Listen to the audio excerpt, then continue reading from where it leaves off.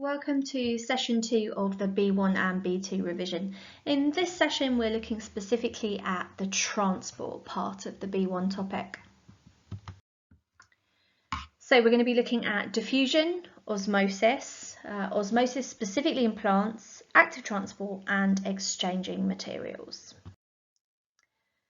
So looking at diffusion first of all then.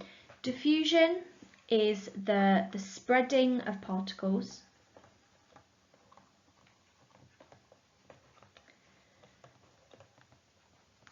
from an area of high concentration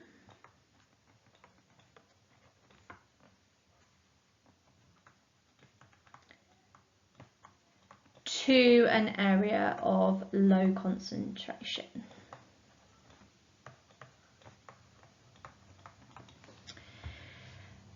So the way we can think about this, it can happen in liquids and gases. And so we could be thinking about in a solution, such as adding juice to water. You add the juice in and those particles, those coloured juice particles, slowly spread across the whole of the water until it is all a consistent colour. It could be that we're talking about walking into a room and spraying perfume and the smell of that perfume slowly spreading out through the air of that room. The particles move randomly.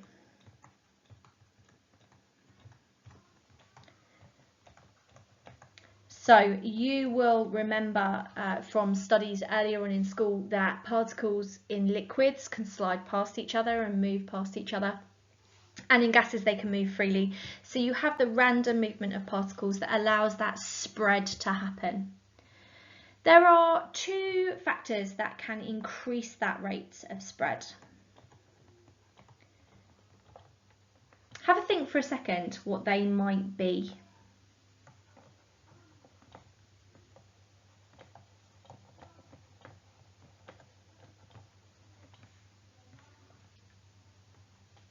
If you need more time, your teacher can pause the video here. Otherwise, let's have a look together. So increasing the rate of diffusion then. One thing that could happen, if we think about our juice, the more juice you add to that water, the quicker the mix happens. So having a large difference in concentration is one thing that speeds up that diffusion. So the more juice you add to your water, the quicker it mixes. The second thing is temperature. And we're thinking specifically about higher temperatures or warmer temperatures. If you remember particle theory back in sort of year 7 and year 8, we talked to you about the idea that particles gain energy from the heat. And the more energy they have, the more they're able to move. And so if we increase that temperature, we're increasing the amount of movement that those particles have. And the more movement they have, the quicker they will mix together.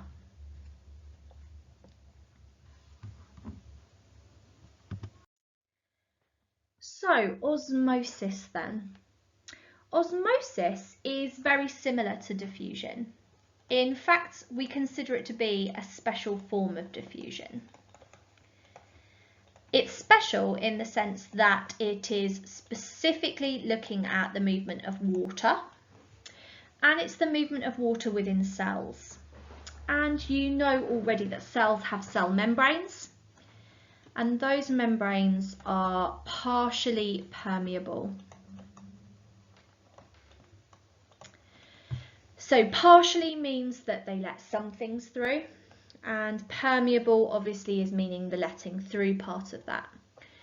So partially permeable, we are talking specifically about water moving through those membranes. So our perfect definition of osmosis, similar to diffusion, would be the movement of particles from high concentration to low concentration across a partially permeable membrane.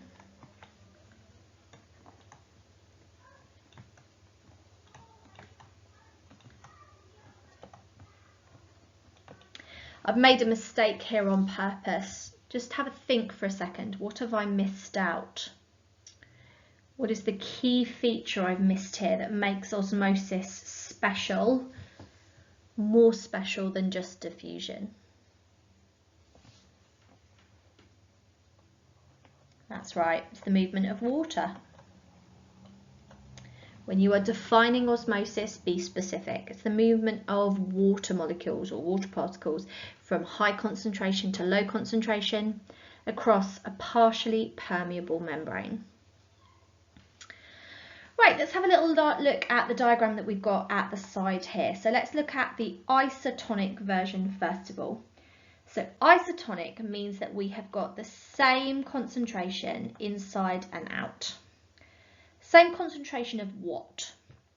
Well, when we're talking about water, we're talking about the movement of water from high concentration to low concentration. So what's the solute that we're talking about? It could be salt, could be sugar. There are a few other things it could be, but those are the most obvious ones.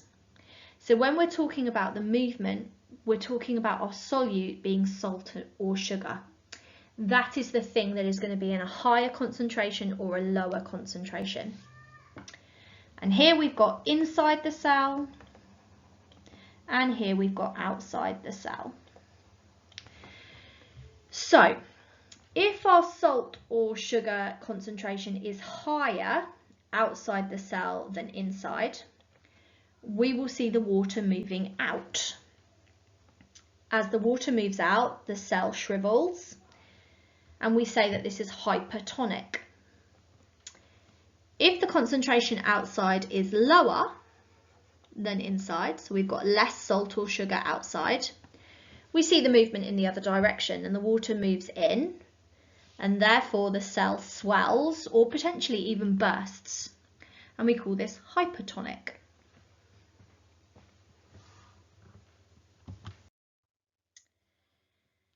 Looking at plants specifically then, in animals there are special systems in place to control those concentrations.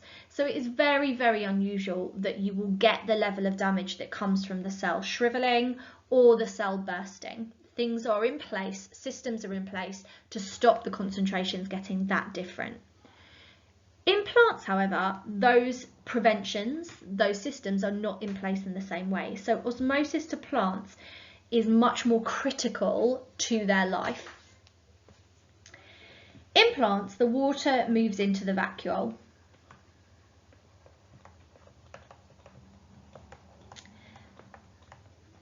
Okay, and it will continue to move in until that vacuole is full.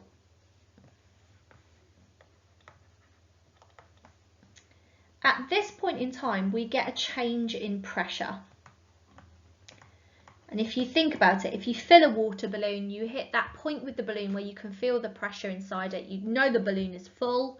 It's not going to be able to fit any more water in, or it's going to burst. That point is incredibly important to plants.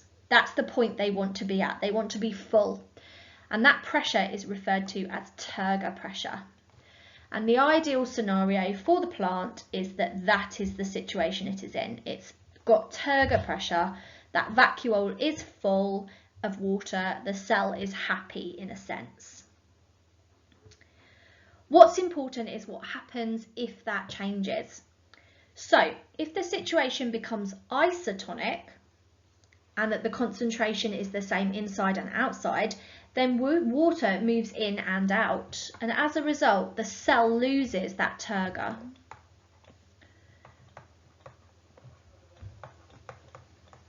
And we consider it to become flaccid or soft. Okay, now this isn't dangerous to the plant as long as the situation is resolved quickly. Okay, but the cells will become soft with that plant. What is dangerous is if we go a step further and if it becomes hypertonic. And if we see the concentration outside considerably higher and the water moves out, what we see happening, and you can see it in the picture there, the vacuole shrinks and it actually pulls away from the cell membrane and the cell wall. And we call this plasmolysis. And you can see it here, the cell is plasmolysed. And at that point in time, the cell will die very, very quickly. Now, at this point, the flaccid point, that's when you start to see the plant drooping.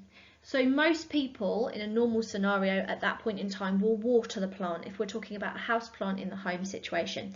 It's very rare that it gets as far as plasmolysis and pulling away. Plasmolysis tends to be seen more in a lab condition where you are purposely forcing the water out of those cells or drawing it out. Okay. Plasmolysis is fatal to the plant. It's very, very difficult for a plant to recover if its cells have become plasmolysed. That would need to be rectified very, very quickly for the plant to be saved at this point in time. What is active transport then? So, active transport is the opposite of what we've spoken about so far.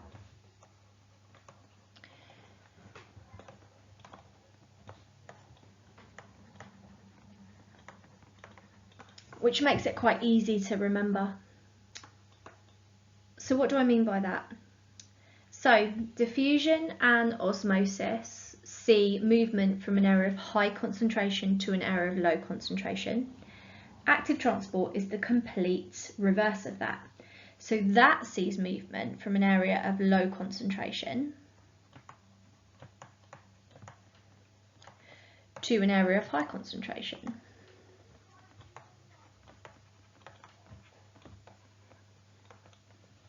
Okay. If you think about it, it's kind of like walking up a slide. You slide down quite gradually, quite naturally by gravity. So diffusion and osmosis is like gravity pushing you down the slide. Whereas to climb up the slide requires energy. And active transport requires energy, where diffusion and osmosis don't. Where does that energy come from? Well, that energy comes from the respiration that is happening in the cells. Why do we need active transport? Well, there are some scenarios in nature whereby, although the concentration of something is already higher than it is outside, we still need more. So one example in the human body is actually sugar. And if we're thinking about digestion, we want to be able to take as much sugar and as many molecules as possible from the gut during digestion. We don't want to waste any because we may need that later for respiration. So sugar movement happens by active transport in the gut to make sure that even though there is more sugar in the blood than there is in the intestine, more of it still moves through. Okay. The other is in plants, and it is minerals in root hair cells.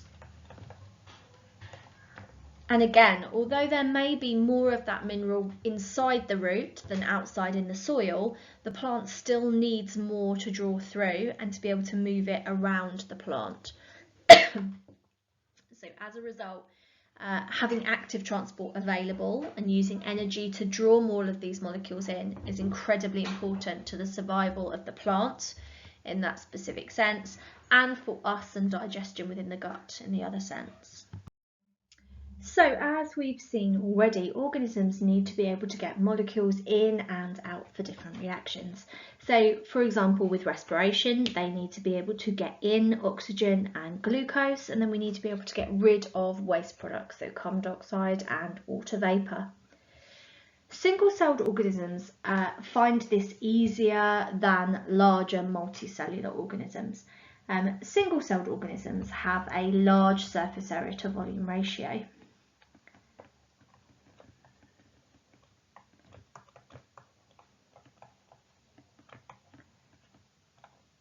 This means that for them exchange is very easy and things just move by diffusion across a membrane. The larger the organism,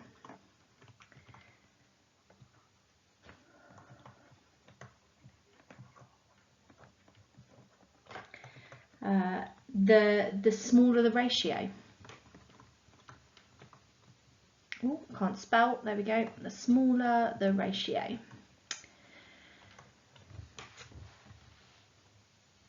As a result of this, larger organisms have had to evolve and develop specialised organs that allow this exchange to happen and make it possible. First thing we need to think about though is exactly how we calculate that surface area to volume ratio, and you can see here I've given you a worked example. And if your teacher pauses the screen for you now, you can have the opportunity to read through that example for you. It calculates the surface area to volume ratio of an ant, first of all, and then of an elephant for you to be able to have the comparison.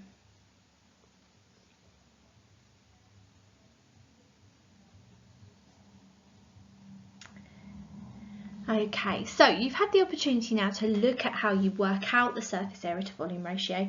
So now we're thinking specifically about those larger organisms and the adaptations that they have in place that allow this exchange to still happen. So the sort of adaptations we're talking about within these organs are things that have a large surface area.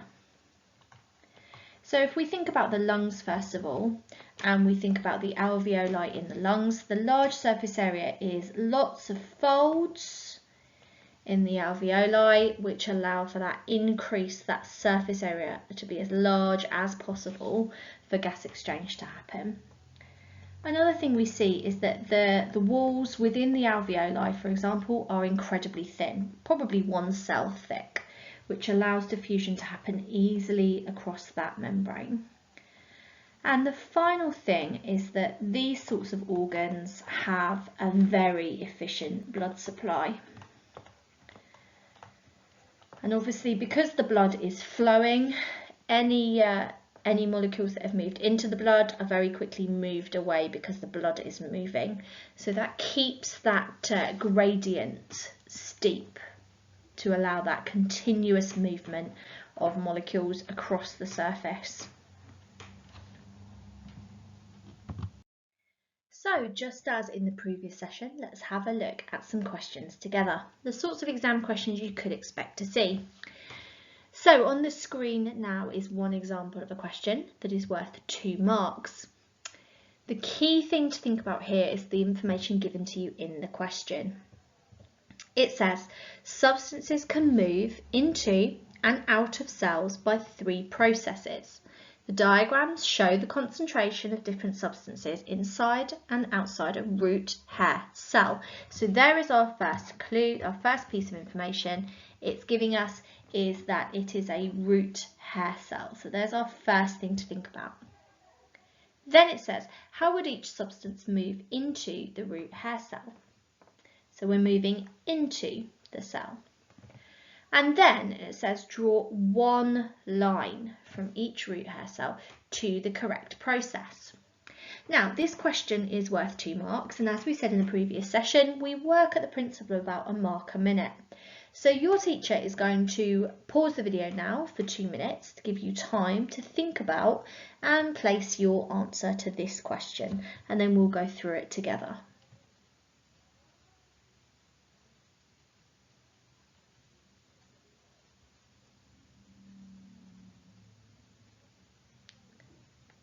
Okay, let's have a look then. So the first clue should be here, look, when it is specifically talking about water molecules.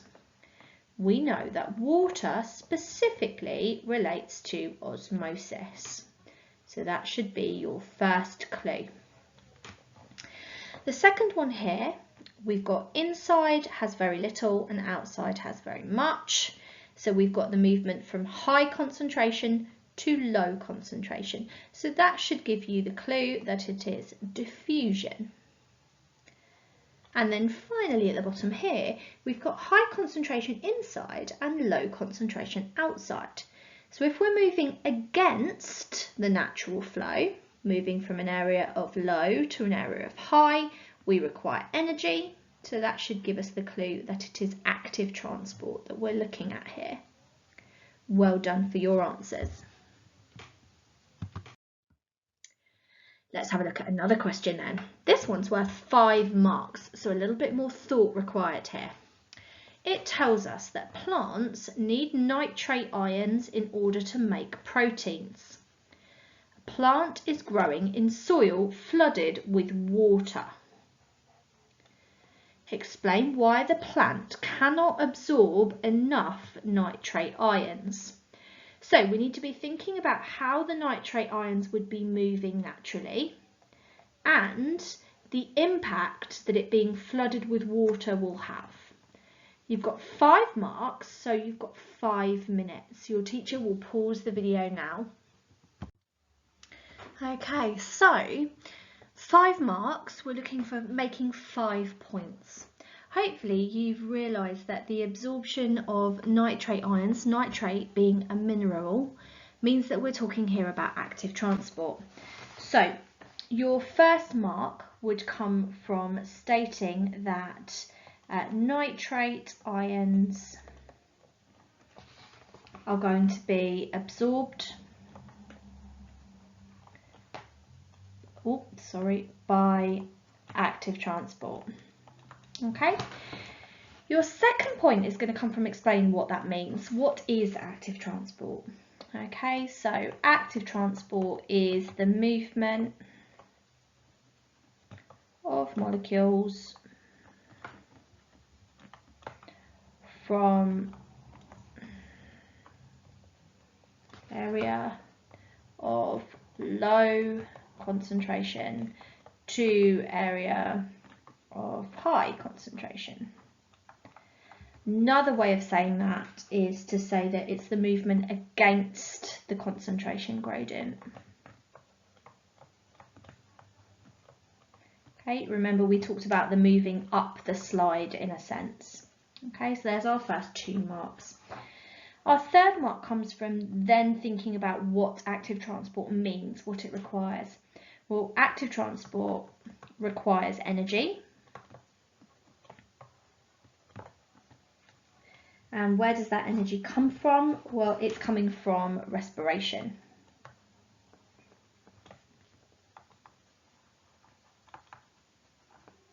Okay. Then we're thinking on to what does respiration need to happen? Well, respiration needs oxygen.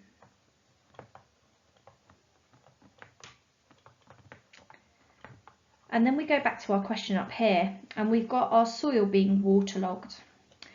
Well, if the soil is flooded with water, it's going to mean getting oxygen is quite difficult. So our final mark comes from linking the fact that respiration needs oxygen, and the waterlogged soil will have very little oxygen. Okay, and there are your 5 marks. Well done.